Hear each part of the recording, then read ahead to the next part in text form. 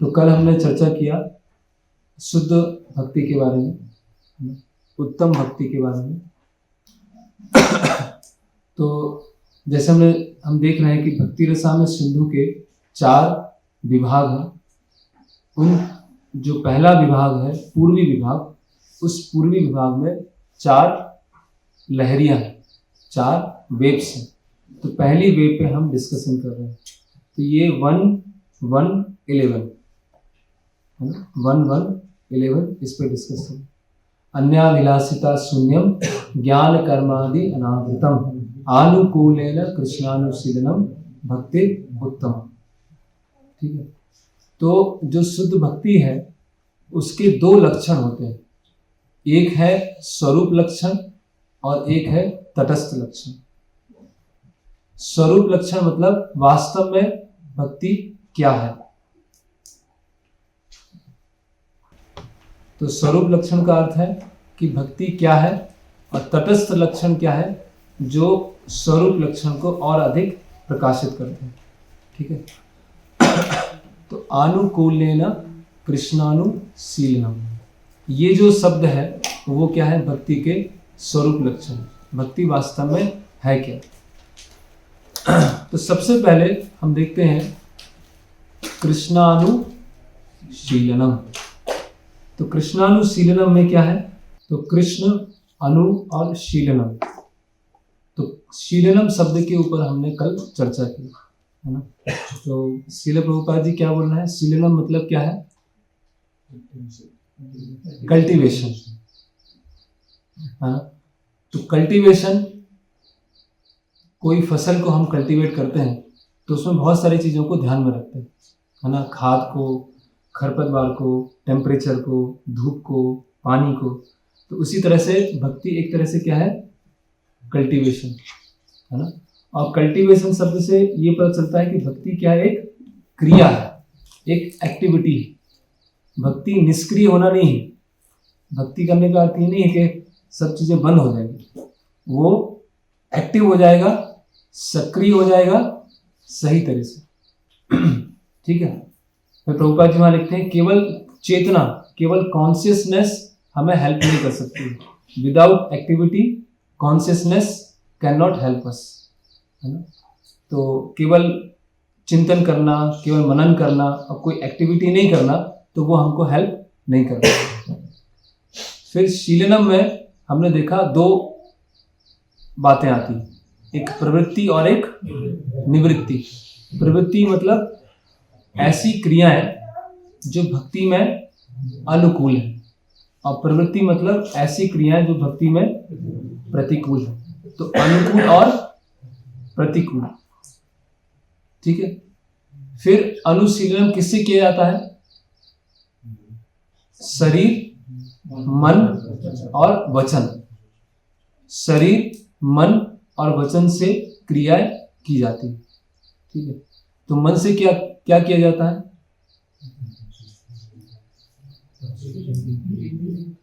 सोचना, अनुभव करना और निर्णय लेना और प्लानिंग करना, योजना बनाना। तो ये सब किसके कार्य हैं, मन के कार्य हैं। और शरीर, वचन से क्या किया जाता है, कीर्तन, बोलना है ना, भगवान के बारे में बोलना। और शरीर से अलग अलग क्रियाएं की जाती हैं।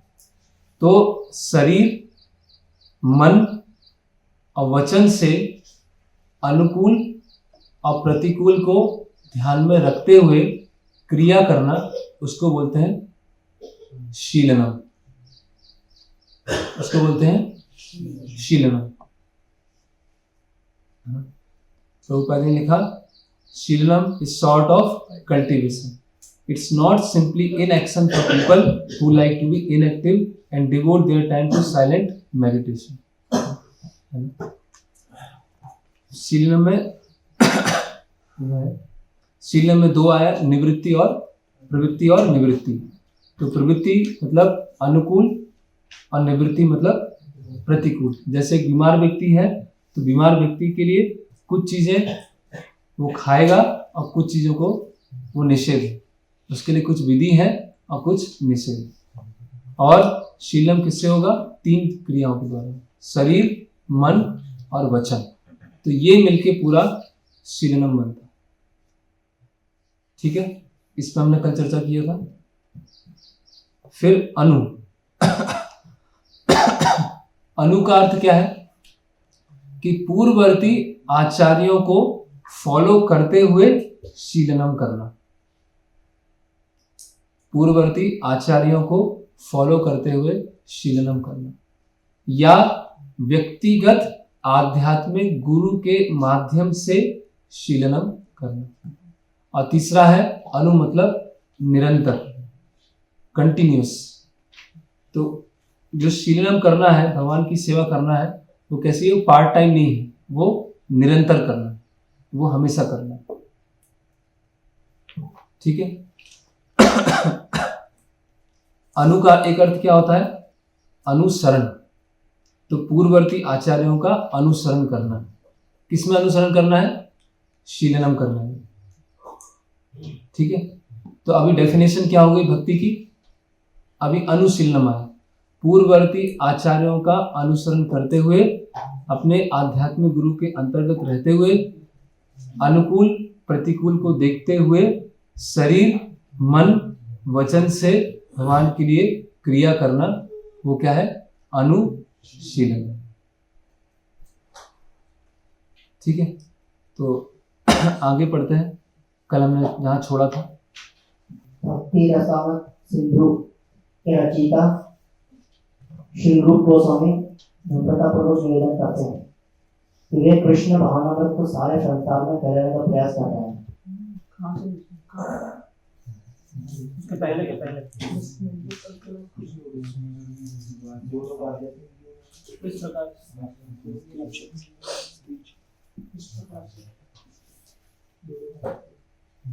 जो लोग आध्यात्मिक जीवन का अनुशीलन करते हैं और भक्ति करते हैं, वे सदैव कर्म में लगे रहते हैं। ऐसे कर्म को शरीर के द्वारा या मन से किया जा सकता है।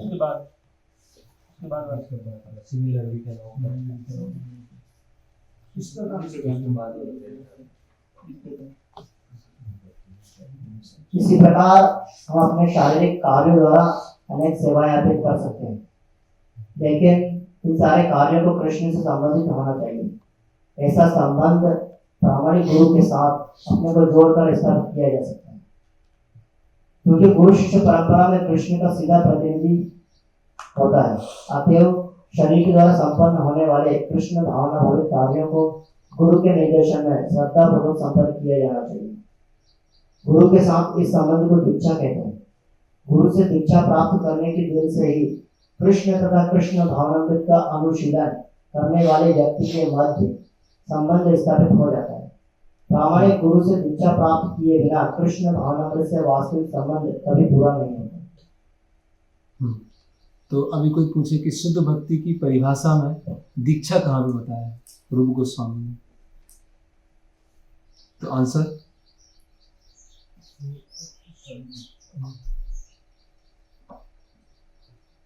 कहाँ बताया है पीछे से, कि शुद्ध भक्ति की परिभाषा में रूप गोस्वामी दीक्षा के बारे में कहाँ बताया है। जैसे हमने देखा यहाँ तो दीक्षा के बारे में कहीं है नहीं, अन्याभिलाषिता शून्यम ज्ञान कर्म आदि नाम अनुकूलन कृष्णानुशीलन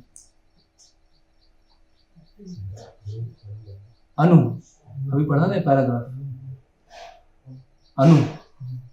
तो जो हमारी क्रियाएं हैं उसको कृष्ण से जोड़ने के लिए बीच में रूप गोस्वामी ने क्या लिखा है, अनु। तो कृष्ण और हमारी क्रियाएं वो कैसे जुड़ती हैं, दीक्षा के माध्यम से या गुरु के माध्यम से। इसलिए कृष्णानुशीलनम, कृष्ण अनु और शीलनम, तब वो क्या होगा, कंप्लीट हो। तो ऐसा नहीं कि दीक्षा छोड़ दिया। और रूप गोस्वामी भक्ति की परिभाषा में श्रवण कीर्तन बता रहे हैं कि नहीं बता रहे, बता रहे श्रवण कीर्तन। हेमंत, श्रवण कीर्तन कहीं बता रहे कि श्रवण कीर्तन करना चाहिए उनको, कहाँ बता रहे? नहीं, ये परिभाषा तो ये लिखी है, कहाँ बता रहे? श्रवण कीर्तन जो मतलब जो दीक्षित गुरु तो क्या है उसमें श्रवण कीर्तन के बाद बिकॉज कंटिन्यू होने से हमें प्यूरिफिकेशन नहीं होगा तब तक हम लोग जो गुरु का चीज है हम लोग ग्रहण नहीं कर पाएंगे। तो श्रवण कीर्तन कहाँ बता रहे हैं रूप गोस्वामी? शीलनम। तो शीलनम में श्रवण कीर्तन है और अनु में क्या है? दीक्षा है ना? तो इसको जैसे बोलते हैं परिभाष सूत्र। परिभाष सूत्र मतलब जिस श्लोक के आधार पर पूरे ग्रंथ को समझाया जाए। तो जैसे भागवतम है तो श्रीमद् भागवतम का परिभाष सूत्र क्या है? एते चांस कला पुंसा कृष्णस्तु भगवान है ना? तो भगवान कृष्ण है, स्वयं भगवान है, ये परिभाष सूत्र है। इसके आधार पर पूरी भागवतम को समझाया जाएगा। तो पूरी भक्ति रसामृत सिंधु को इस श्लोक के आधार पर समझाया जाएगा। अगर ये श्लोक समझ में आ गया तो भक्ति रसामृत सिंधु समझ में आएगी। ये श्लोक समझ में नहीं आया तो हमेशा हम डाउट में रहेंगे, कंफ्यूजन में रहेंगे। तो इस भक्ति की परिभाषा में दीक्षा भी है, श्रवण कीर्तन भी है। ठीक है, आगे। कृष्ण भावनामृत का यहाँ अनुशीलन भौतिक नहीं होता। भगवान की 3 सामान्य शक्तियां हैं, बहिरंगा शक्ति, अंतरंगा शक्ति तथा तटस्थ शक्ति। सारे जीव तटस्थ शक्ति कहलाते हैं और भौतिक जगत बाह्य शक्ति या भौतिक शक्ति कार्य है। फिर आध्यात्मिक जगत में भी है जो अंतरंगा शक्ति की अभिव्यक्ति है। तटस्थ शक्ति कहलाने वाले सारे जीव निकृष्ट बहिरंगा शक्ति के अंतर्गत भौतिक कार्य करते हैं। जब वे अंतरंगा आध्यात्मिक शक्ति के अंतर्गत कार्य करते हैं तो उनके कार्य कृष्ण भावना भावित हो जाते हैं। इसका अर्थ यह हुआ कि महात्मा जन या महान भक्तजन भौतिक शक्ति के बंधन में आकर कार्य नहीं करते, अपितु आध्यात्मिक शक्ति के संरक्षण में रहते हुए कार्य करते हैं। कौन से श्लोक है? हाँ, महात्मा नाम सुमाम पार्थम देवी प्रकृति में आश्रितम। जो महात्मा लोग हैं भगवान की दैवी प्रकृति के अंतर्गत रह के कार्य करते हैं। तो यहाँ बताया जा रहा है कि जो शीलनम है, पूरे पैराग्राफ में क्या चल रहा है, जो भी हम एक्टिविटी कर रहे हैं मन से, वचन से और शरीर से, वो सब किसके अंतर्गत में है? अंतरंगा शक्ति के अंतर्गत है ना। ये जो एक्टिविटीज़ हैं, जो भक्ति की सेवा की जो एक्टिविटीज़ हैं, ये भौतिक जगत की नहीं है, ये सब आध्यात्मिक जगत की। तो कोई भी जो हम सेवा करते हैं है ना, चाहे वो क्लीनिंग है, झाड़ू लगाना है, पोछा लगाना है, कटिंग करना है, कुकिंग करना है, कुछ भी है, तो ये सब भौतिक जगत की एक्टिविटीज़ नहीं है। भगवान की हम जो भी सेवा कर रहे हैं वो सब आध्यात्मिक जगत की एक्टिविटीज़, वो सब क्या हो जाती हैं? स्पिरिचुअलाइज हो जाती है। जो बहिरंगा शक्ति के अंतर्गत एक्टिविटीज़ होती हैं उसमें क्या होता है? हमेशा चेंज होता रहता है। जैसे हमने पहले देखा था, हमेशा क्या होती रहती है? परिवर्तित होती रहती है। लेकिन भक्ति में क्या होता है? वो हमेशा हो सकता है एक ही एक्टिविटी रहे, है ना, लेकिन उसका क्या होता है? हमेशा उसमें उसकी जो गहराई वो बढ़ती जाती है। तो ये सब एक्टिविटीज़ किसके अंतर्गत हो रही हैं?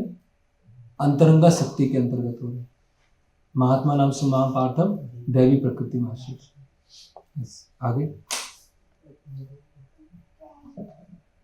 कोई भी कार्य जो भक्ति में या कृष्ण भावना में किया जाता है आध्यात्मिक शक्ति के प्रत्यक्ष नियंत्रण में रहता है। दूसरे शब्दों में शक्ति एक प्रकार का बल है और यह बल प्रामाणिक गुरु तथा कृष्ण दोनों की कृपा के द्वारा आध्यात्मिक बनाया जा सकता है। तो अंततः क्रिया करना पर्याप्त नहीं है। जब तक वो सरेंडर नहीं होगा, जब तक वो शरणागति नहीं होगी, तो वो क्रियाएं क्या होंगी? आध्यात्मिक नहीं हो पाएगी, है ना। क्योंकि वो एनर्जी कहाँ से आ रही है? कृष्ण शक्ति बिना नहीं तार प्रवर्तन। वो जो कृष्ण सेवा करने की शक्ति आ रही है या सेवा करने की जो प्रवृत्ति आ रही है, वो क्या आ रही है? कृष्ण के थ्रू आ रही है। तो जितना सरेंडर होगा उतना सेवा स्पिरिचुअलाइज होगी, और जितना कम सरेंडर होगा उतना सेवा क्या होगी? मटेरियलाइज्ड। सब सेवा कर रहे हैं, सब एक ही सेवा कर रहे हैं। कोई क्लिनिक, कोई 5-6 भक्त मिलकर क्लीनिंग कर रहे हैं। तो जिसका जितना अधिक सरेंडर होगा, जिसकी जितनी अधिक शरणागति होगी, वो सेवा उतनी ज़्यादा स्पिरिचुअलाइज हो जाएगी। जैसे हमने कल देखा था कि एक तार है, तांबे का तार है, उसमें जंग लगी हुई है, तो वो जो इलेक्ट्रिकल एनर्जी का फ्लो है वो क्या होगा, जंग वाले में उतना कम होगा। और तार अगर एकदम प्रॉपर है तो उसमें जो इलेक्ट्रिसिटी का फ्लो है वो प्रॉपर होगा, है ना। तो अल्टीमेटली वो सरेंडर पर निर्भर करेगा, है ना। जैसे हरिनाम लेना है ना, तो हरिनाम ले रहे हैं तो जो मायावादी हैं या जो सेंस एंजॉयर है, जो भोग करना चाहते हैं, वो हरिनाम लेंगे तो उनके हरिनाम का कुछ प्रभाव नहीं पड़ने वाला। कल हम चर्चा कर रहे थे कि जो हरिनाम है वो एक कैसे है, एक कैप्सूल की तरह। जैसे कैप्सूल है तो जो कैप्सूल होता है तो उसमें दवाई कहाँ होती है, बाहर होती है, अंदर होती है, अंदर होती है, ठीक है। तो कैप्सूल जब लेते हैं तो कैप्सूल का जो आवरण है वो पिघल जाता है अंदर जाके और दवाई काम करती है। तो उसी तरह से जो हरिनाम है, तो हरिनाम में जो शब्द है, जैसे हम बोले हरे कृष्णा, तो जो शब्द है वो क्या है, वो कैप्सूल है। और उन भक्त का जो सरेंडर है वो क्या है, दवाई है। तो अभी हम श्रील प्रभुपाद जी के द्वारा गाया हुआ हरिनाम सुन रहे हैं, ठीक है। और एक कोई नए भक्त है उनके द्वारा हरिनाम सुन रहे हैं, और एक हम जगजीत सिंह का हरिनाम सुन रहे हैं। तीनों हरिनाम है। जगजीत सिंह भी हरिनाम गा रहे हैं, हरे कृष्णा। श्रील प्रभुपाद जी बता रहे हैं वो भी, तो शब्द तो एक ही है, वो कैप्सूल तो एक ही है, लेकिन श्रील प्रभुपाद जी का जो सरेंडर है भगवान के प्रति, तो वो हरिनाम हम पर क्या करेगा, प्रभाव डालेगा, वो हमको एक्ट करेगा। तो अभी कोई सोचेगा किसी का भी लेक्चर सुन लो, उसमें क्या है, किसी का भी कीर्तन सुन ले, किसी का भी हरिनाम सुन ले, तो वो उससे नहीं होगा। वो तो केवल क्या है, वो शब्द है, लेकिन उसके अंदर जो भक्ति की शरणागति है वो जाके एक्ट करने वाली। तो हम देखेंगे कि श्रील प्रभुपाद जी के सिंपल लेक्चर होंगे, लेकिन सुनेंगे तो एकदम से उत्साह है। और कोई हम लेक्चर सुनेंगे तो हो सकता है उसमें बहुत सारे पॉइंट्स मिल जाए, बहुत सारी इंफॉर्मेशन मिल जाए, लेकिन हमारा प्यूरिफिकेशन नहीं होगा, क्योंकि उस भक्त का जो सरेंडर है वो निर्भर करता है कि वो कैसे सुनने वाले पर एक्ट करने वाला। और ये हर चीज पर है, चाहे वो हरिनाम लेने पर है या प्रचार करने पर है या सेवा करने पर है। तो जितना सरेंडर है उसी मात्रा में सेवा स्पिरिचुअलाइज होती जाएगी, है ना। ओके, आगे तैयार रहिए। कृष्णदास कविराज गोस्वामी कृत श्री चैतन्य चरितामृत में भगवान चैतन्य कहते हैं कि वह मनुष्य भाग्यशाली है जो कृष्ण की कृपा से प्रामाणिक गुरु के संपर्क में आता है।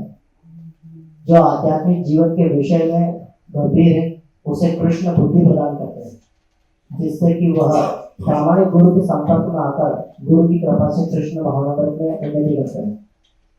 इस तरह कृष्ण भावनामृत का सारा प्रभाव क्षेत्र साक्षात आध्यात्मिक शक्ति कृष्ण तथा गुरु के अधीन है। हाँ, तो प्रभुपाद जी वही समझा रहे हैं कि सारा जो शीलनम चल रहा है, सारा अनुशीलन चल रहा है, वो अंतरंगा शक्ति के अंतर्गत चल रहा है। तो जितना गुरु के प्रति सरेंडर है उतना शीलनम हमारा स्पिरिचुअलाइज हो जाएगा। अदरवाइज हमारी जो एक्टिविटी होगी सारी भौतिक होंगी, मटेरियल होंगी।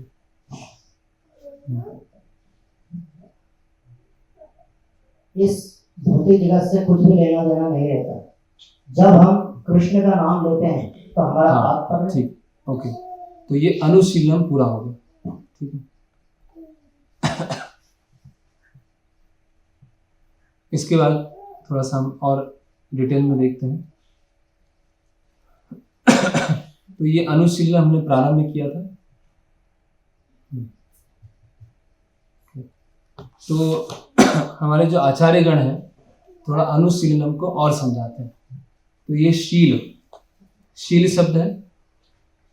शील मतलब क्रिया, कुछ क्रिया, वर्शिप, अभ्यास या सेवा। तो जो मन, वचन और शरीर से कार्य किया जाए वो है शील। इसका टेक्निकल टर्म है चेष्टा रूपा। अभी ये याद रहे नहीं रहे ठीक है। प्रभुपाद जी उसको साधारण भाषा में समझा रहे हैं। ये डिस्कस करने का अर्थ इसीलिए है क्योंकि जो पूर्ववर्ती आचार्य बता रहे हैं वही प्रभुपाद जी यहाँ बता रहे हैं, है ना। तो एक शीलम होता है जिसको बोलते हैं चेष्टा रूपा। कृष्णार्थे अखिल चेष्टा। चेष्टा मतलब प्रयास। प्रयास किससे? शरीर से, वचन से और मन से। To worship, practice and serve. और दूसरा शीलम क्या होता है? शील मतलब इमोशंस, है ना, नॉन एक्शन, निवृत्ति। तो जब शरीर, मन और वचन से शीलम करते हैं तो एक अवस्था ऐसी आती है कि भगवान के प्रति प्योर इमोशंस आना चालू हो जाते हैं, शुद्ध भावनाएं आना चालू हो जाती हैं। और भक्त कहाँ पहुंच जाता है? साधन भक्ति से भाव भक्ति की स्टेज में पहुंच जाता है। तो प्योर इमोशंस जैसे स्थायी भाव, व्यभिचारी भाव, ये सब। और अनु का अर्थ क्या है? निरंतर, हमेशा करना। फिर विश्वनाथ चक्रवर्ती ठाकुर बता रहे हैं कि एक शीलम क्या होता है? अभाव रूपा। एक हुआ चेष्टा रूपा, एक हुआ भाव रूपा, और तीसरा क्या है? अभाव रूपा। ये सब टेक्निकल टर्म्स हैं। अभाव रूपा मतलब सेवा करते समय सेवा अपराध और नाम अपराध को छोड़ना, उसको अवॉइड करना, इसको बोलते हैं अभाव रूपा। तो शीलम में क्या क्या आ गया? सबको थोड़ा सा चेष्टा रूपा, भाव रूपा और अभाव रूपा। चेष्टा रूपा मतलब क्रिया करना, भाव रूपा मतलब भाव, प्योर इमोशंस, और अभाव रूपा मतलब नाम अपराध और सेवा अपराध को छोड़ना। तो शीलम क्या हो गया? अभी शीलम बढ़ता जा रहा है बहुत। क्या है शीलम की पूरी डेफिनेशन? कि शरीर, मन और वचन से अनुकूल प्रतिकूल को ध्यान में रखते हुए सेवा अपराध और नाम अपराध को छोड़कर शुद्ध भावना से भगवान के लिए कार्य करना, इसको बोलते हैं शीलम। बहुत बड़ा हो गया। और इसमें तो छूट गया एक चीज, पूर्ववर्ती आचार्यों का अनुसरण करते हुए वर्तमान आध्यात्मिक गुरु के अंतर्गत रहते हुए शीलम करना, श्रवण कीर्तन करना। तो ये है अनुशीलन, है ना। ये भक्ति की क्या है? Theory of everything. जैसे साइंटिस्ट थ्योरी ऑफ एवरीथिंग बनाना चाह रहे हैं ना, कि हर चीज एक थ्योरी से एक्सप्लेन कर देंगे। तो भक्ति में जो भी हमें सीखना है वो केवल इस एक श्लोक से सीख सकते हैं। ये भक्ति का क्या है? हर चीज इसमें। फिर आगे बढ़ते हैं। ये देखिए,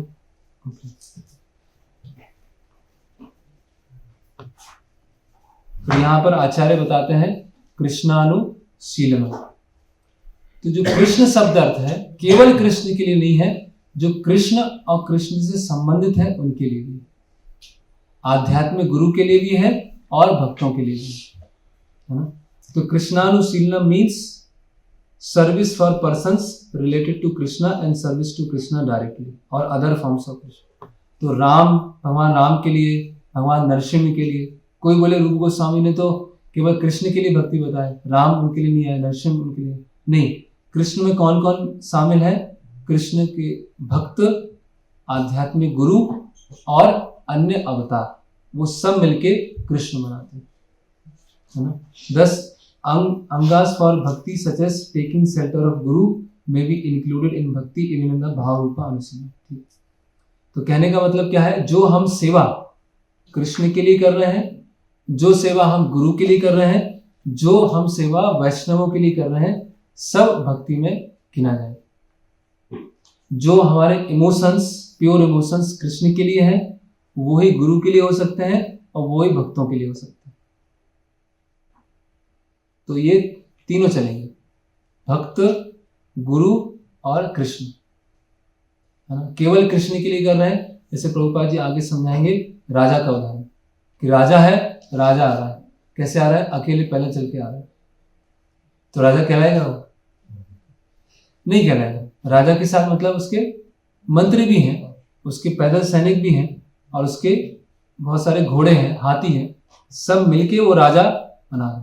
तो उसी तरह से कृष्ण मतलब सारे अवतार, गुरु और वैष्णव, है ना।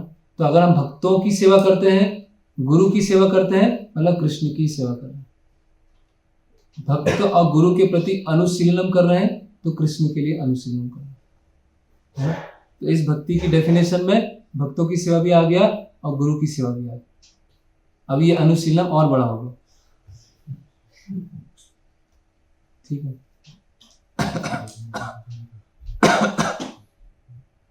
ओके, फिर यहां पर जीव गोस्वामी समझाते हैं कि ये अनुशीलनम is attain by the mercy of Krishna as devotees, it is transformation of the lord स्वरूप शक्ति। तो ये भगवान की आध्यात्मिक शक्ति के अंतर्गत ही होता। अभी हम भक्ति करना चाह रहे हैं, हम भक्ति कर रहे हैं, किससे कर रहे हैं? शरीर, मन और वचन से। लेकिन एक ऐसी स्टेज आएगी कि भक्ति हम ऑटोमेटिकली करेंगे, भक्ति हम छोड़ ही नहीं सकते। जैसे प्रभुपाद जी की शिष्य प्रभुपाद जी से बोलते हैं कि प्रभुपाद जी भगवान को स्मरण रखना बहुत मुश्किल है, तो प्रभुपाद जी बोलते हैं भगवान को भूलना बहुत मुश्किल है। तो उस समय क्या हो गया, हमारी सारी जो एक्टिविटीज हैं वो स्पिरिचुअलाइज हो गई। अभी हम हरिनाम कर रहे हैं, जैसे उदाहरण के लिए आचार्य उदाहरण देते हैं, जैसे कोई शराब पीना चालू करता है, तो प्रारंभ में शराब पीना चालू करता है तो वो शराब पी रहा है, बाद में क्या होगा, शराब उसको खींचना चालू कर देगी, तो उसके बिना रह ही नहीं पाएगा। तो अभी हम भक्ति करने का प्रयास कर रहे हैं, लेकिन एक ऐसी स्टेज आएगी कि भक्ति हमको खींचेगी, मतलब भक्ति के बिना हम रह ही नहीं सकते। वो ऐसी स्टेज आ गई है। जैसे किसी ने पूछा महाराज से किसी लेक्चर में कि आप और कुछ नहीं करते हैं, आप केवल भक्ति करते हैं और कुछ नहीं करते हैं। तो महाराज ने उत्तर दिया कि और कुछ करने के लिए है ही नहीं, और करें क्या, यही तो है करने के लिए। तो वो एक उच्च अवस्था आ जाएगी जहां पर सारी हमारी इंद्रियां सब कुछ स्पिरिचुअलाइज हो जाएंगी। अभी हम भक्ति स्वाभाविक रूप से करें, भक्ति हम स्वतः रूप से करेंगे। तो यह है ओके। तो यहां तक हमने चर्चा करी। आगे अभी कृष्ण शब्द के बारे में पढ़िए।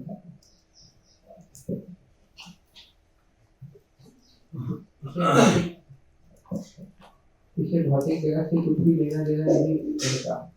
तो हम कृष्ण का नाम लेते हैं तो हमारा तात्पर्य भगवान तथा उनके अनेकानेक विस्तारों से रहता है। वे अपने स्वांशों, अपने अंशों तथा अपनी विभिन्न शक्तियों द्वारा विस्तार पाते हैं। तो क्या क्या तीन चीजें क्या है कृष्ण में? स्वांश, विभिन्नांश और उनकी शक्तियां। तो स्वांश मतलब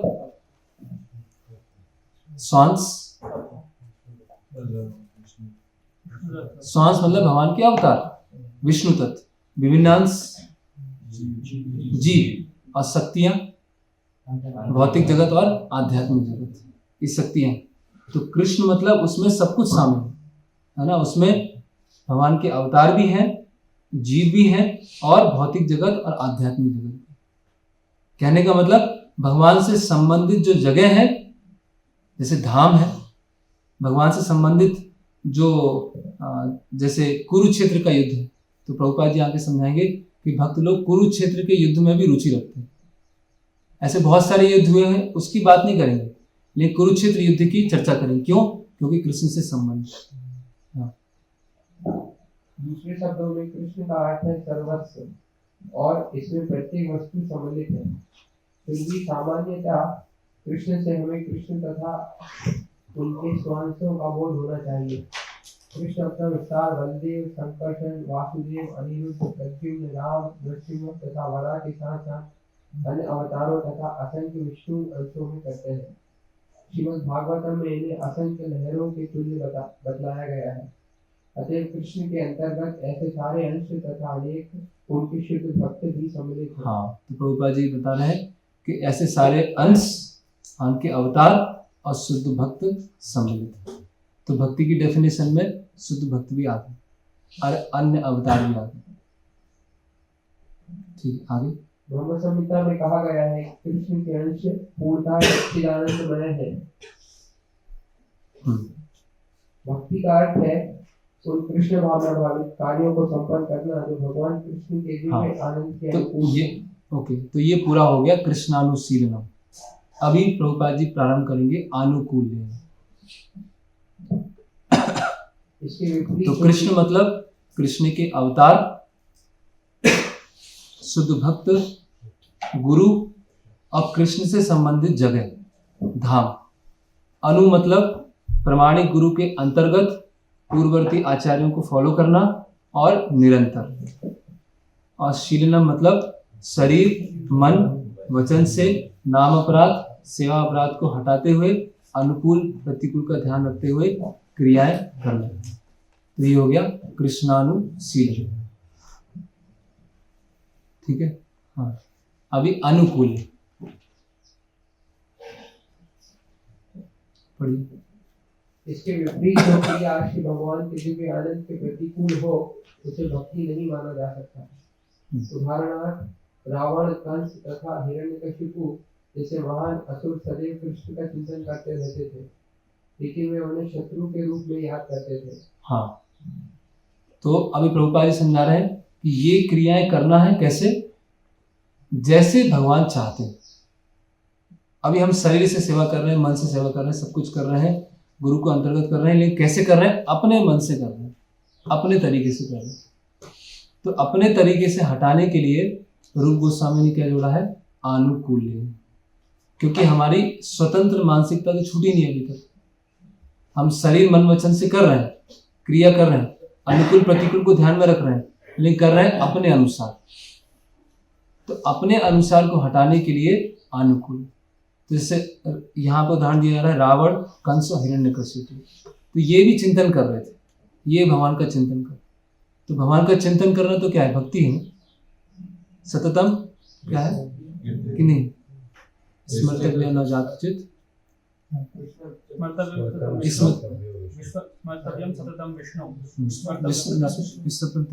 जायते। हमेशा स्मरण करना और कभी भी विस्मरण नहीं। तो वो तो रावण कर रहे थे, कंस भी कर रहा था। तो वो क्या भक्ति है? नहीं, क्योंकि अंदर क्या है? अनुकूल भावना नहीं, भगवान को प्रसन्न करने की भावना नहीं है, जैसा भगवान चाहते हैं वो भावना नहीं। तो वो क्या हो गया? प्रतिकूल हो गया। यस, आगे। इस प्रकार के चिंतन को भक्ति या कृष्ण भावनामृत नहीं कहा जा सकता। हाँ, ओके, यस, आगे। कभी कभी निर्विशेषवादी जन भक्ति को ठीक से ना समझकर कृष्ण को उनकी साथ सामग्री। तो ये अनुकूल शब्द पे थोड़ा हम चर्चा करते हैं। तो जब भी भगवान की सेवा की जाए, जब भी कृष्णानुशीलन किए जाए, अनुकूल भावना होनी चाहिए। अगर हमारा मनोवृत्ति सही नहीं है, हमारा एटीट्यूड सही नहीं है, तो वो पूरी भक्ति नहीं कहलाएगी। अगर हमारे अंदर द्वेष की भावना है, अगर हमारे अंदर घृणा की भावना है, या हमारे भगवान को प्रसन्न करने की भावना नहीं है भगवान के अनुसार, तो भक्ति की डेफिनेशन पूरा नहीं होगा। जैसे हम देखते हैं कि यशोदा माँ, यहाँ पर आचार्य उदाहरण दे रहे हैं यशोदा माँ। तो यशोदा माँ की पूरी तरह से भावना है भगवान का प्रसन्न करने। तो भगवान दामोदर लीला के पहले भगवान कृष्ण को यशोदा माँ अपने गोद में रखी, और जो दूसरी जगह था चूल्हा, उस पर दूध उफरने लगता है। तो यशोदा माँ क्या करती है? भगवान कृष्ण को छोड़ देती है, जिससे भगवान नाराज हो जाते हैं, ठीक है, और वो दूध को हटा देते हैं। तो भगवान आचार्य बता रहे हैं कि यशोदा माँ की भावना क्या है? भगवान को प्रसन्न करने की, इसीलिए वो भक्ति है। ऊपरी तौर से लग रहा है कि भगवान अप्रसन्न हो गए, लेकिन उनकी भावना क्या है? भगवान की सेवा करने की। और जो असुरगण है वो ऊपरी तौर से लग रहा है कि भगवान का चिंतन कर रहे हैं, लेकिन अंदर से उनकी भावना क्या है? भगवान का मारने की। तो वो क्या हो गई? प्रतिकूल भावना। तो अंततः क्या है? ये कृष्ण भावनामृत संघ है, कृष्ण भावनामृत संघ। तो भावना हमारी क्या है? हमारा एटीट्यूड क्या है, सेवा करने के प्रति क्या इंटेंशन है, उस पर निर्भर करेगा कि सेवा का क्या परिणाम आने वाला है। अनुकूल भावना है या प्रतिकूल भावना, हम द्वेष से कर रहे हैं, घृणा से कर रहे हैं, या भगवान के प्रसन्नता के लिए कर रहे हैं, भगवान के अनुसार, है ना। तो तब मिलके अनुकूलेन कृष्णानुशीलन, तब भक्ति क्या होती है, वो पूर्ण होती है। जैसे और उदाहरण बताया जा रहा है इसमें, कंस का शिशुपाल और दंतवक्र। तो कंस, शिशुपाल और दंतवक्र जब भगवान से युद्ध कर रहे हैं तो भगवान को तो आनंद आ रहा है, लेकिन वो आनंद देने की प्रवृत्ति से कर रहे हैं, वो नहीं कर रहे, इसीलिए वो भक्ति नहीं है। लेकिन यशोदा माँ आनंद देने की प्रवृत्ति से भगवान को उठा के उन्होंने रख दिया। तो ऊपरी तौर से भगवान नाराज है, लेकिन वो सबसे उच्च अवस्था की भक्ति है। तो आचार्यगण क्या कर रहे हैं, भक्ति को फाइन ट्यून कर रहे हैं, उसको और बारीक कर रहे हैं। ये क्रिया करना है, कृष्ण के लिए करना है, गुरु के अंतर्गत रह के करना है, लेकिन क्या भावना होना चाहिए, अनुकूल। तो जो भी हम प्रचार कर रहे हैं, जो भी हम सेवा कर रहे हैं, जो भी हम साधना कर रहे हैं, अगर वो अनुकूल तरीके से नहीं है तो भक्ति पूरी नहीं। ठीक है, इस आगे जैसे हम देखते हैं भीष्म पितामह, तो भीष्म पितामह भगवान के ऊपर बाण चला रहे है ना, लेकिन उनकी भावना क्या है, भगवान को आनंद देना, इसलिए महान भक्त है।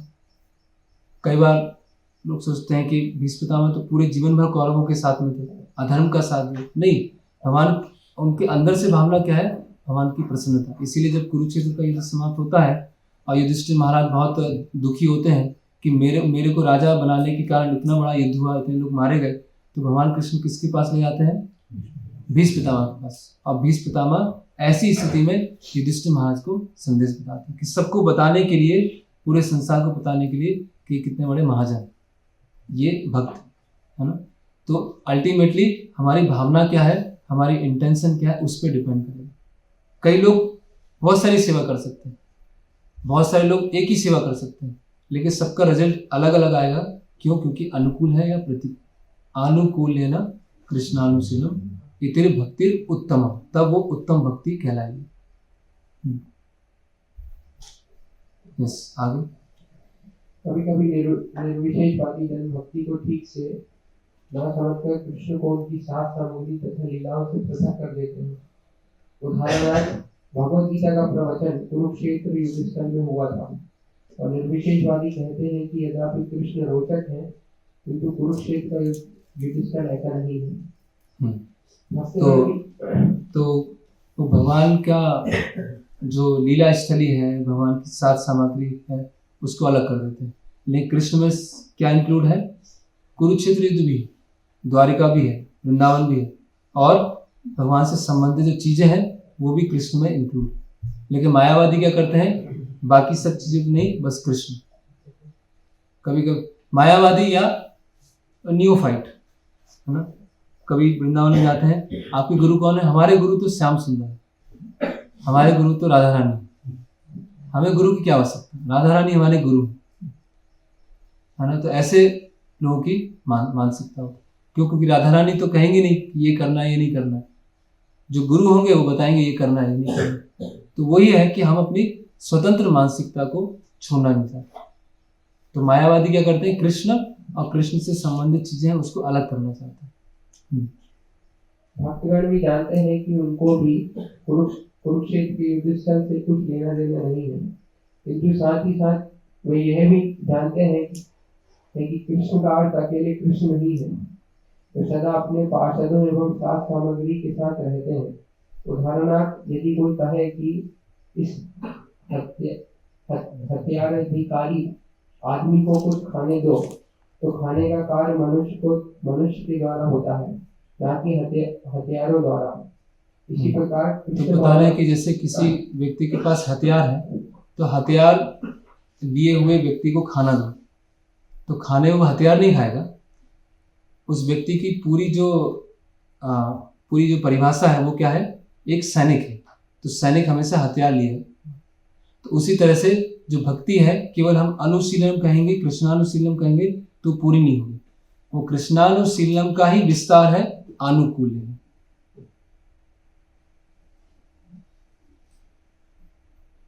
इसी प्रकार कृष्ण भावनामृत में भक्त की रुचि शास्त्र सामग्री तथा कृष्ण संबंधी स्थानों तथा कुरुक्षेत्र युद्धस्थल में हो सकती है, किंतु उसे ऐसी वैसी किसी भी युद्ध भूमि से कुछ भी लगाव नहीं रहता।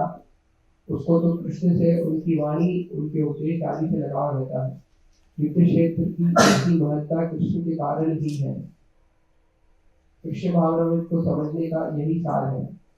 इसे समझे बिना मनुष्य समझने से में भ्रांति का शिकार हो सकता है कि भक्तगण कुरुक्षेत्र के युद्ध स्थल में रुचि क्यों लेते हैं।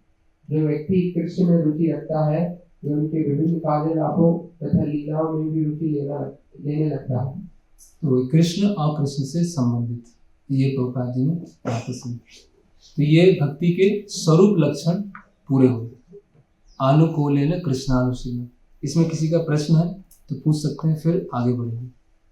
फिर भक्ति के जो तटस्थ लक्षण है, क्या भक्ति नहीं है, उसके बारे में रूप गोस्वामी समझेंगे। तो अनु में ये ऑलरेडी आ गया है कि वो गुरु के अनुसार करेगा, आचार्य के अनुसार करेगा। हाँ, तो आचार्य तो अनुकूल ही बताएंगे ना। हाँ, यस। फिर अलग से फिर अनुकूल लिखने की क्या आवश्यकता? हाँ, तो प्रश्न है कि अनु शब्द तो ऑलरेडी आ गया है, तो पूर्ववर्ती आचार्यों को फॉलो करते हुए हम शीलम करेंगे, तो अलग से अनुकूल बताने की आवश्यकता क्या है। तो कोई ऐसा भी हो सकता है कि कोई ऑफिशियली आचार्यों के अंतर्गत है, ऑफिशियली दीक्षा ले रखा है उस परंपरा में, लेकिन वो एग्जैक्टली फॉलो नहीं कर रहा है ना। जैसे होता है ना, एक है कि जो भी वो कर रहा है वो भक्ति के अंतर्गत ही कर रहा है, लेकिन पूर्ववर्ती आचार्यों के अंतर्गत कर रहा है, लेकिन फिर भी वो मानसिकता कैसी है कि ये चीज मुझे अच्छी लगती है ये करूंगा, ये चीज अच्छा नहीं लगता ये नहीं करूंगा। तो उसको फाइन ट्यून करने के लिए अनुकूल सब जुड़ा है।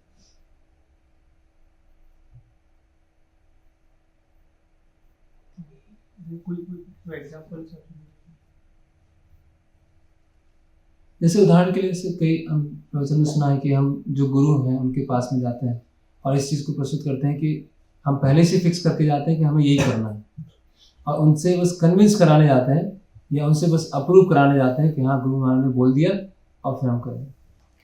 हमारे अंदर से भावना तो यही है कि हम तो यही करने वाले हैं, और किसी तरह से हमें उनको कन्विंस करके आना, और उन्होंने हाँ बोल दिया तो बोलेंगे तो महाराज ने भी सैंक्शन कर दिया यही करना, तो इस तरह से। लेकिन अगर हम जाए कि ये पॉइंट है, अभी मुझे क्या करना है, सही क्या है गलत क्या आप बताओ, तो फिर वो अनुकूल आ जाए। जहाँ हम अपने तरीके से पुश करके उस चीज़ को करवाना चाहते हैं, मनवाना चाहते हैं, वो भक्ति के अंतर्गत ही आएगा, भक्ति के अंदर, लेकिन अनुकूल नहीं। इसमें वो एग्जांपल आएगा जो रूपा ने शिष्य को कहा कि हाँ, यस, वही है कि कोई भक्त है, गृहस्थ भक्त, तो अभी मन में लेके ही आया है कि प्रभुपाद जी से ही मनवाना है कि डाइवर्स सैंक्शन करवाना। तो प्रभुपाद ने बोला ठीक है आप ले लीजिए, क्योंकि प्रभुपाद जी की इच्छा नहीं है, लेकिन वो अभी लेके ही ऐसे आए, अपने मन में ही बैठा के लेके आए, तो वो सैंक्शन कर देते हैं। वो सरेंडर पे डिपेंड करेगा ना, कितना स्पिरिचुअलाइज हुआ। जितना सरेंडर उतना स्पिरिचुअलाइज, केवल अपने आप में एक्टिविटी नहीं है। और कोई प्रश्न? सैनिक का उसको कुछ खाना देना है तो उसके शस्त्रों को भी उसको, हाँ, तो ये इसका क्या कंक्लूजन है? उसमें बताना चाह रहे हैं कि जब हम सैनिक बोल रहे हैं तो साथ में उसके अस्त्र शस्त्र भी शामिल है। तो उसी तरह से जब हम कृष्णानुशीलनम बोल रहे हैं तो उसमें अनुकूल भी साथ में है। मतलब वो पूरी डेफिनेशन अनुकूल कृष्णानुशीलनम कहलाएगी। तो उसी तरह से जब सैनिक कह रहे हैं, सैनिक मतलब उसमें अस्त्र शस्त्र भी शामिल है। सैनिक को और अस्त्र शस्त्रों को अलग नहीं कर सकते, कृष्ण को और कृष्ण से संबंधित चीज़ों को अलग नहीं कर सकते, और अनुशीलनम को अनुकूल्य से अलग नहीं कर सकते, वो कंबाइन। ये उसमें ये भी पॉइंट है कि खाना शस्त्रों को नहीं खिलाना है, हाँ, उससे उस क्या- व्यक्ति को देना। उससे क्या बिगड़ रहा है? शस्त्रों को नहीं खिलाना है उसको।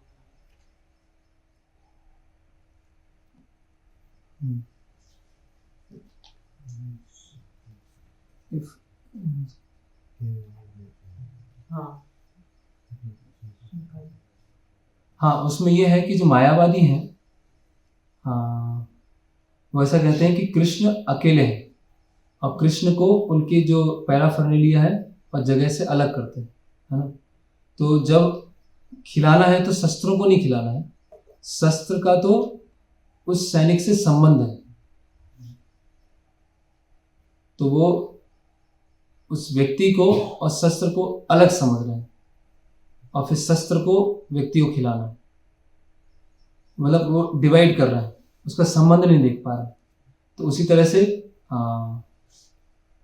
भक्ति भी क्या होता है, बहुत सारी चीजों में इंटरेस्ट लेता है, क्यों? क्योंकि उसका संबंध कृष्ण से है। तो बैटल कुरुक्षेत्र और कृष्ण अलग नहीं है, जिस तरह से हथियार और सैनिक अलग नहीं है।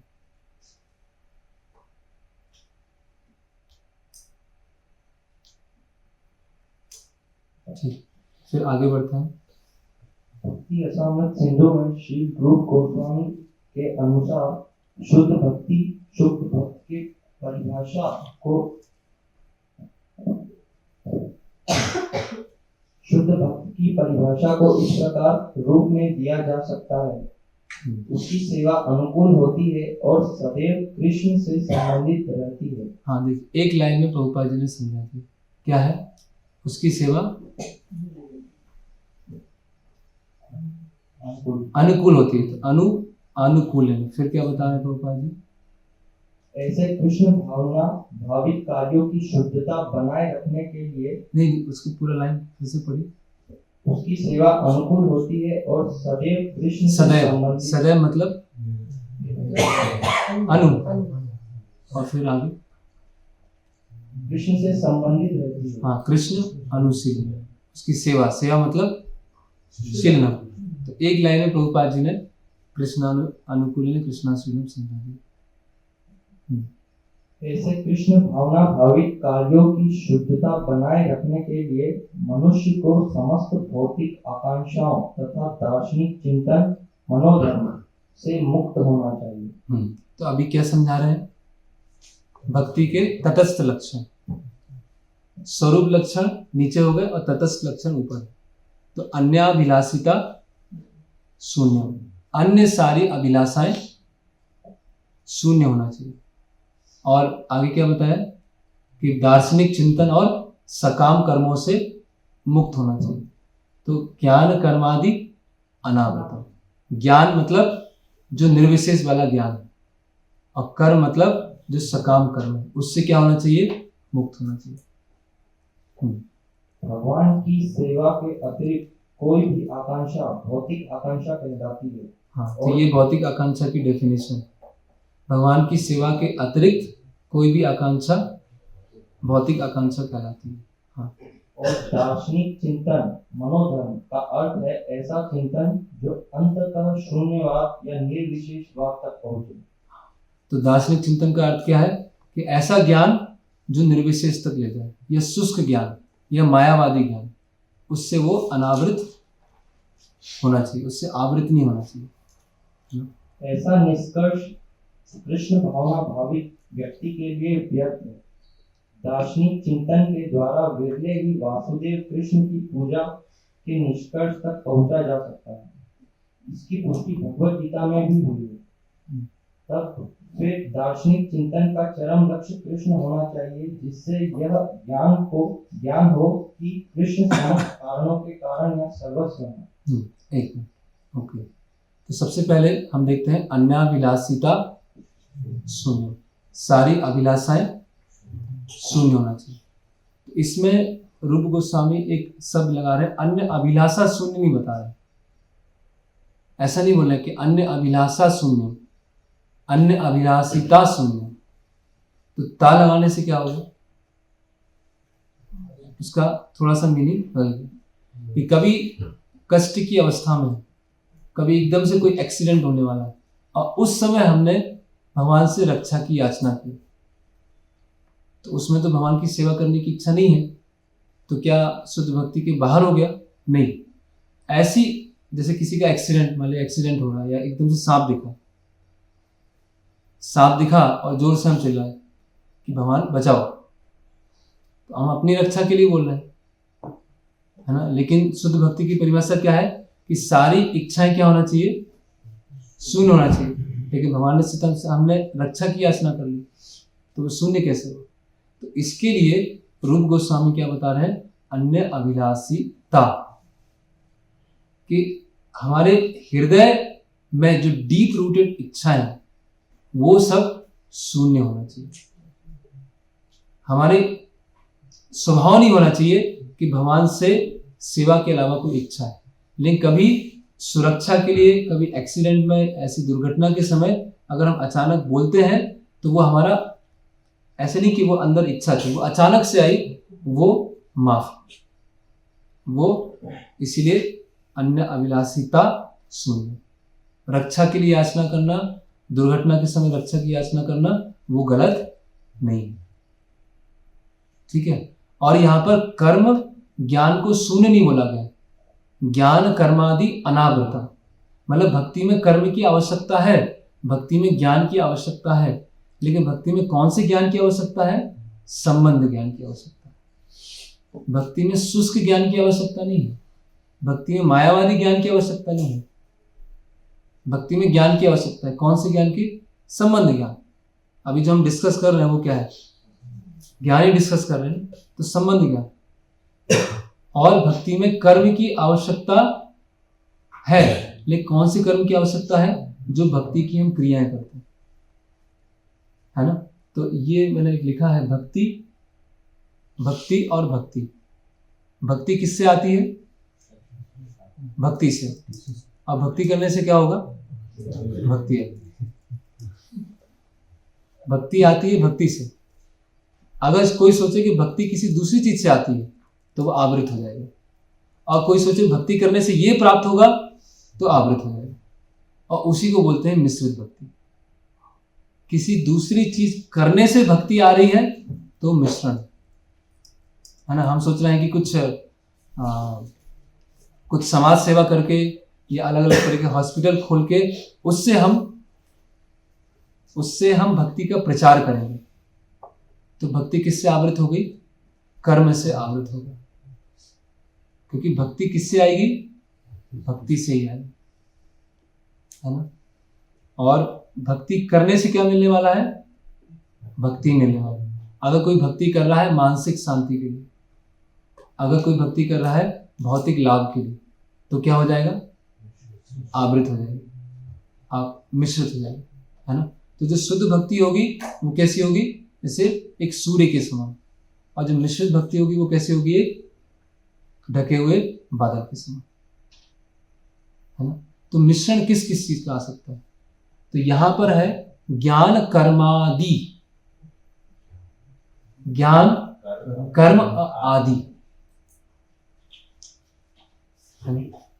हमें विश्वास नहीं है भगवान, हरिनाम और परंपरा का।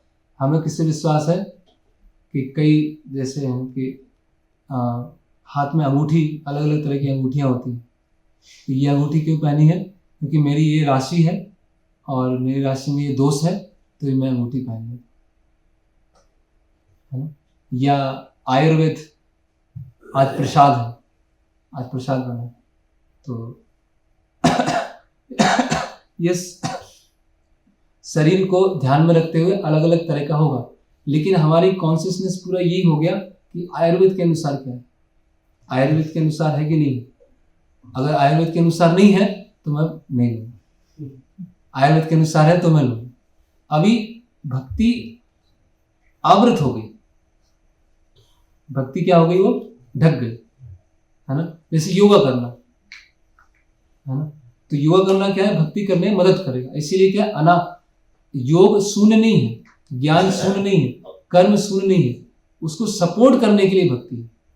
अभी कोई मान लीजिए प्राणायाम या एक्सरसाइज या सूर्य नमस्कार कर रहे, उससे हेल्थ अच्छा है, और सेवा अच्छी तरह कर पाए। फिर बोले कि अगर आप सूर्य नमस्कार नहीं करेंगे तो आप भक्ति नहीं कर पाए, अगर आप योगा नहीं करेंगे तो आप भक्ति नहीं कर पाए। तो ये क्या हो गई, योग से आवृत हो गई, ये सूर्य नमस्कार से आवृत हो गई। ये हर फील्ड में।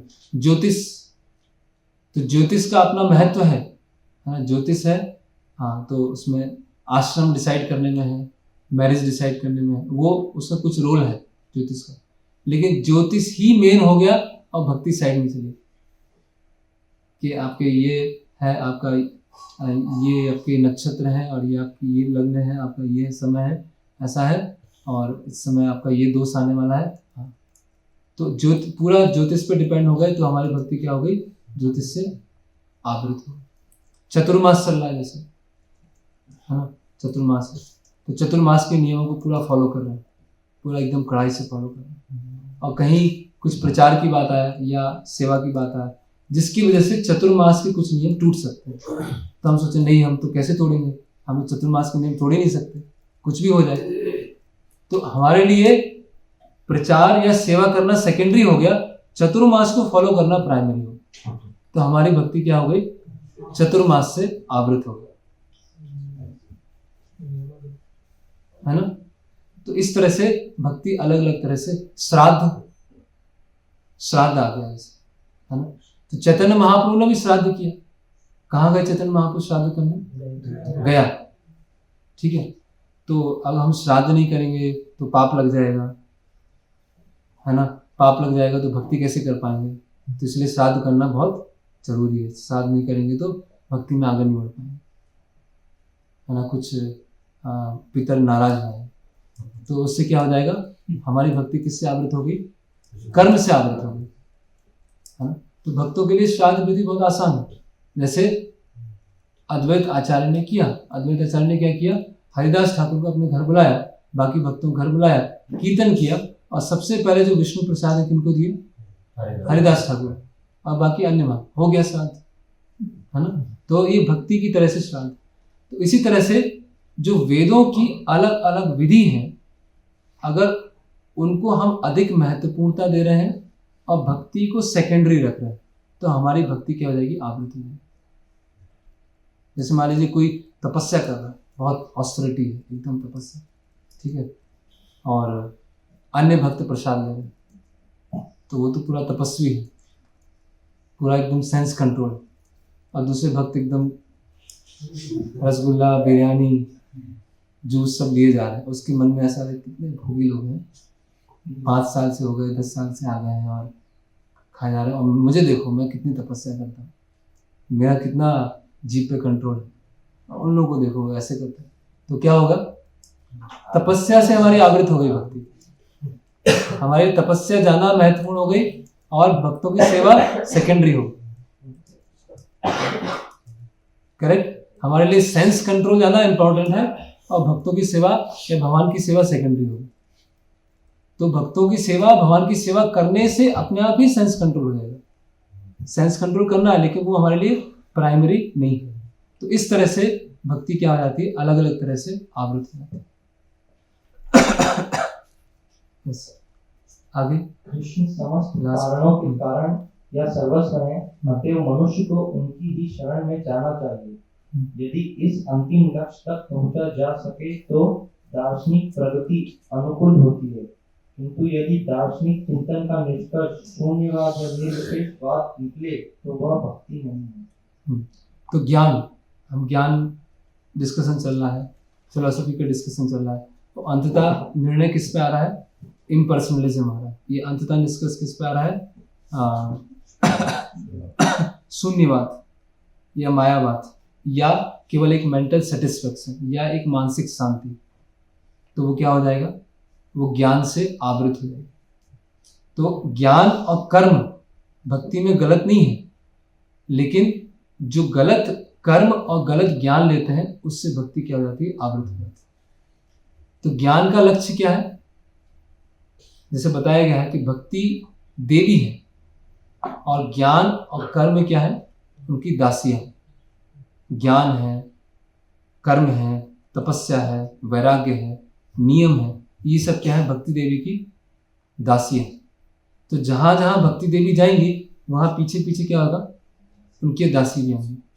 तो भक्ति करेंगे तो तपस्या है, वैराग्य है, ज्ञान है, कर्म है, वो अपने आप आए, है ना। वासुदेव भगवती भक्ति योगा प्रवृत्ता जनयति आसु वैराग्यम ज्ञानम च यद आहेतु। तो भक्ति करने से ज्ञान और वैराग्य अपने आप आए। भक्ति ज्ञान और वैराग्य पर निर्भर नहीं है, लेकिन कौन सा ज्ञान है, संबंध ज्ञान। कौन सा वैराग्य है, जो भगवान की सेवा के लिए आवश्यक। तो ये बहुत ही महत्वपूर्ण सब चीज़ है, नहीं तो इसमें बहुत अलग अलग तरह से कंफ्यूजन रहता है। तो अभी हम यहाँ पर विराम लेंगे। किसी का इसमें प्रश्न है, और कल इसको हम पूरा समराइज करेंगे, पूरी डेफिनेशन को, तटस्थ लक्षण और स्वरूप लक्षण, और इसका सारांश रूप में कि क्या क्या है, एक एक शब्द को हम परिभाषित करेंगे। हरे कृष्ण। अभी तक आपने बताया कि कोई प्रोटेक्शन की इच्छा अचानक आ गई, हाँ, वैसे अगर और कोई इच्छा अचानक आ जाए तो और कौन सी इच्छा है? जैसे भगवान भगवद्गीता में उसको अभी चेष्टि आचार हो अजते मां मनने, कोई कुछ गलत कार्य करने की इच्छा अचानक आ गई। हाँ, अचानक है ना, एक्सीडेंटली। जो चीज एक्सीडेंटली हो रही है वो उसका डीप नेचर नहीं है, प्लान्ड नहीं है, हाँ वो भी इसी के अंदर आएगा। हाँ, वो भी इसी में है। जो डीप नेचर से आ रही है, प्लानिंग करके आ रही है, सोच विचार के आ रही है, तो वो अन्य अभिलाषिता सुन नहीं है।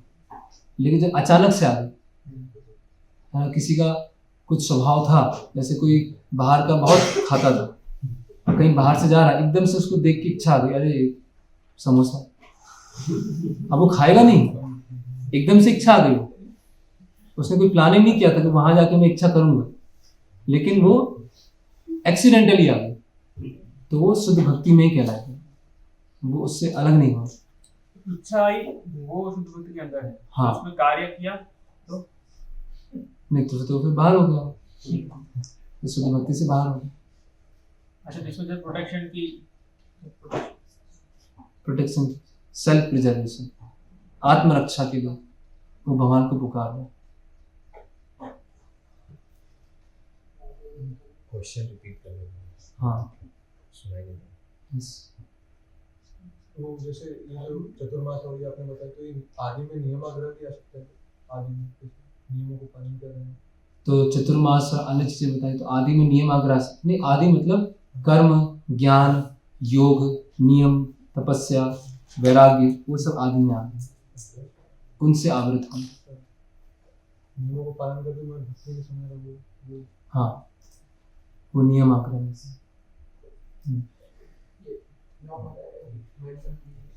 हाँ, तो हम प्रचार करते हैं, बोलते हैं कि आपको मानसिक शांति मिलेगी और कष्टों से मुक्त हो जाओगे। हाँ, तो हम प्रचार करते हैं कि मानसिक शांति मिलेगी, आप कष्टों से मुक्त हो जाएंगे। हम बोलते हैं शुद्ध भक्ति के काम करेंगे, तो ऐसा प्रचार नहीं करना चाहिए। मानसिक शांति तो बाई प्रोडक्ट है उसका। आप भगवान की सेवा करेंगे, हरिनाम जप करेंगे, तो आपको अपने आप ही मानसिक शांति मिलेगी। आप हरिनाम कर रहे हैं किस लिए? आप हरिनाम कीजिए, आपको मानसिक शांति मिलेगी। तो ये सही प्रचार नहीं है। आप हरिनाम कीजिए, अपने आप आपको बाई प्रोडक्ट के रूप में मानसिक शांति मिलेगी, सब चीजें दूर होंगी, या उन चीजों से आप प्रभावित नहीं होंगे। अगर आपके जीवन में कष्ट आएंगे तो उनसे आप प्रभावित नहीं होंगे। इस तरह से बताएं।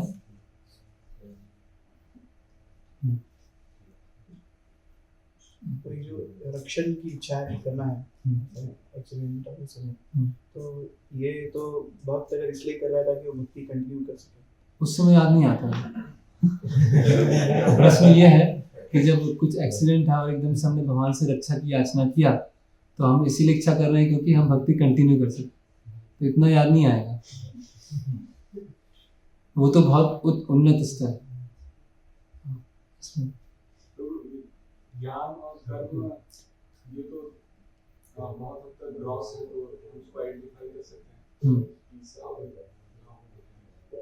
जैसे कि अगर भक्ति के नियमों में अगर ऐसा बिहेव करना हो, जैसे अगर मैं कुछ सेवा कर रहा हूँ और ऐसा हुआ कि मैं, हो सकता है कि मैं सुबह मंगल आरती में तो क्या मैं उस सेवा को छोड़ दूँ, या फिर क्योंकि मुझे मंगल आरती में आना है, या फिर उस सेवा को मैं कर दूँ?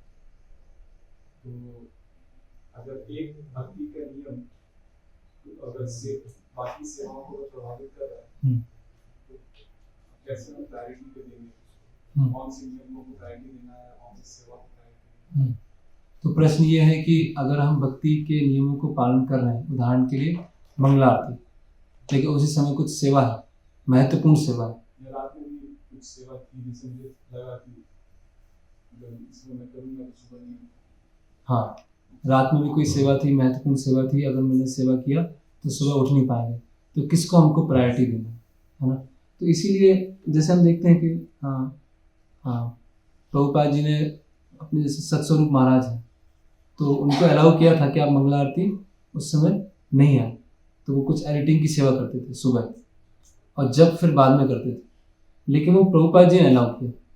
तो जहाँ पर इन जनरल तो ये है कि मंगला आरती में सबको आनी है, लेकिन कभी ऐसी चीज़ है कि बहुत महत्वपूर्ण सेवा है, तो उसके लिए फिर वही पर्सनल स्पिरिचुअल मास्टर जो व्यक्तिगत गुरु हैं उनसे सलाह लेनी है कि ठीक है अभी आप मंगला आरती अटेंड मत करो, आप ये सेवा है तो आप ये कीजिए।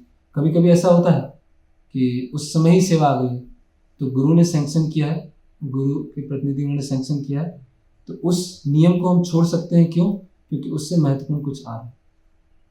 तो जब भी दो नियम टकराए और दोनों भक्ति है, दोनों सही है, कौन सा सही, कौन सा करना है, कौन सा नहीं करना है, तो फिर गुरु है वो बताएंगे। और कभी कभी ऐसा होगा कि मंगला आरती भी, जैसे दर्शन आरती कभी कभी छोड़ना होगा क्योंकि इस समय सेवा चल रही है। तो अभी पर्सनल स्पिरिचुअल मास्टर कह रहे हैं आप, तो उसमें दीक्षा गुरु होगा या मतलब शिक्षा गुरु? दीक्षा गुरु और शिक्षा गुरु, हाँ, प्रश्न ये है कि जो व्यक्तिगत आध्यात्मिक गुरु है उसमें दीक्षा गुरु होंगे या शिक्षा गुरु। तो जिस तरह से कृष्ण मतलब कृष्ण के अवतार, गुरु और भक्त, तो उसी तरह से गुरु मतलब गुरु के शिष्य भी। गुरु अकेले नहीं है, गुरु अपने शिष्यों के साथ में। प्रभुपाद जी कन्वर्सेशन में बताते हैं, तो गुरु की सेवा कर रहे हैं मतलब जो गुरु के शिष्य हैं उनकी भी सेवा कर रहे हैं, तो उनकी सेवा कर रहे हैं तो गुरु की सेवा कर रहे हैं। तो जैसे कृष्ण में बहुत सारी चीज इंक्लूड है, सब कुछ इंक्लूड है, उसी तरह से गुरु में उनके शिष्य। शिक्षा गुरु और दीक्षा गुरु में सैद्धांतिक रूप से कोई अंतर नहीं होता। सैद्धांतिक रूप से शिक्षा गुरु और दीक्षा गुरु में अंतर नहीं। अगर शिक्षा गुरु इस स्तर पर है कि दीक्षा गुरु के स्तर पर है तो बराबर हो जाए, अदरवाइज शिक्षा गुरु बहुत सारे भी हो सकते हैं। जैसे हम देखते हैं कि नरोत्तम दास ठाकुर है, तो उनकी दीक्षा गुरु है लोकनाथ गोस्वामी और उनकी शिक्षा गुरु है जीव गोस्वामी। तो अभी जीव गोस्वामी और लोकनाथ गोस्वामी में कोई अंतर नहीं है, दोनों बराबर स्तर पर है, लेकिन वो शिक्षा उनसे ले रहा है, दीक्षा उनसे ले रहा है। तो ऐसे तो हमारी जो पूरी परंपरा है वो दीक्षा परंपरा नहीं है, वो शिक्षा परंपरा है। तो कॉन्स्टिट्यूशनली शिक्षा गुरु और दीक्षा गुरु में अंतर नहीं है, लेकिन अभी शिक्षा गुरु का स्तर क्या है वो हमें देखना पड़ेगा, और कुछ केसों में बराबर भी हो सकता है। तो कोई भी निर्देश देंगे तो वो, हाँ, इन दोनों में से क्या पालन करना है, ये पालन करना है, वो सेंस।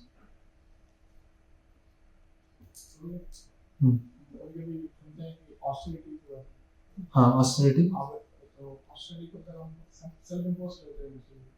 सेल्फ इम्पोज करते हैं, कभी-कभी ऐसा होता है कि फोर्स्ड ऑस्टेरिटी आ जाती है। हाँ, कभी-कभी ऐसा है कि हमें पता है कि ऐसा करने से मेरे भक्ति के लिए अच्छा है।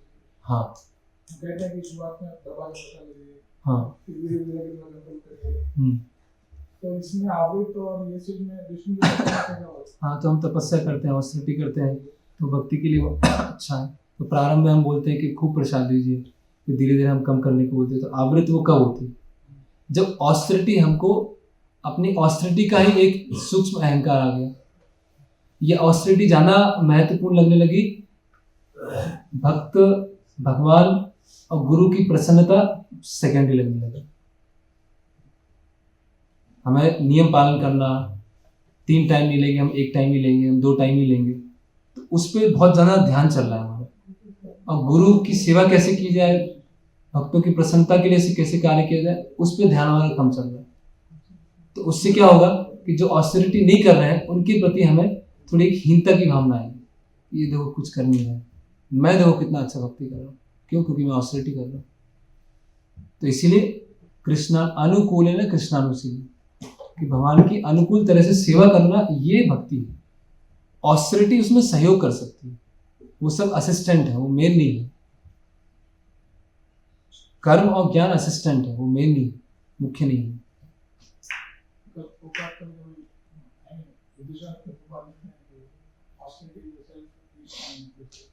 हाँ, तो वही है जिससे तो प्रश्न है कि प्रभुपाद जी उपदेशामृत में लिखते हैं कि ऑस्टेरिटी इज सेल्फ प्यूरिफाइंग।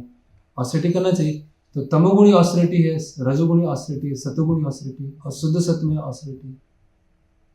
तो अल्टीमेटली ऑस्टेरिटी किस लिए है? तपस्या करना भगवान की इच्छा को पूरा करने के लिए, गुरु की इच्छा को पूरा करने के लिए कष्ट लेना, वो ऑस्टेरिटी। बाकी फिर उसके लिए शारीरिक रूप से मानसिक रूप से लेना पड़े, लेकिन ऐसी ऑस्टेरिटी जिसमें आप गुरु की इच्छा पूरा करने का उद्देश्य ही नहीं है, तो वो ऑस्टेरिटी फिर ढकेगा भक्ति को।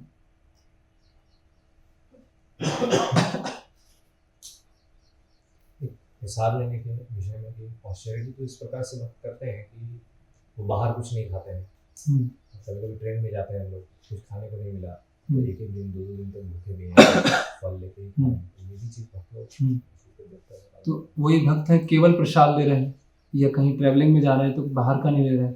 तो प्रभुपाद जी ऐसे कई बार लिखते हैं कि अगर हम केवल ये निश्चित करें कि प्रसाद के अलावा कुछ नहीं लेंगे, तो वो भी अपने आप में एक बहुत बड़ी ऑस्टेरिटी कि प्रसाद के अलावा कुछ नहीं लेंगे। अभी प्रसाद कितना लेना है कितना नहीं लेना है वो व्यक्तिगत रूप से, उसमें ज़्यादा हमें दखलंदाजी नहीं करना चाहिए। जिसका जो स्तर है वो वैसे करेगा।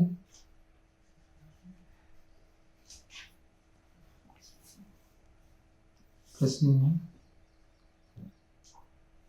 हम कृष्ण की सेवा वैष्णव की प्रसन्नता के लिए, वैष्णव और गुरु की सेवा कृष्ण की प्रसन्नता के लिए कर सकते हैं, इससे कैसे समझें? हाँ, तो अल्टीमेटली गुरु की सेवा कर रहे हैं तो कृष्ण के माध्यम से गुरु मिलते हैं और गुरु के माध्यम से कृष्ण मिलते हैं। तो गुरु की सेवा कर रहे हैं, कृष्ण की सेवा कर रहे हैं, भक्तों की सेवा कर रहे हैं तो कृष्ण की सेवा कर रहे हैं। वो दोनों एक से क्या है, इंटर रिलेटेड। यही प्रश्न था।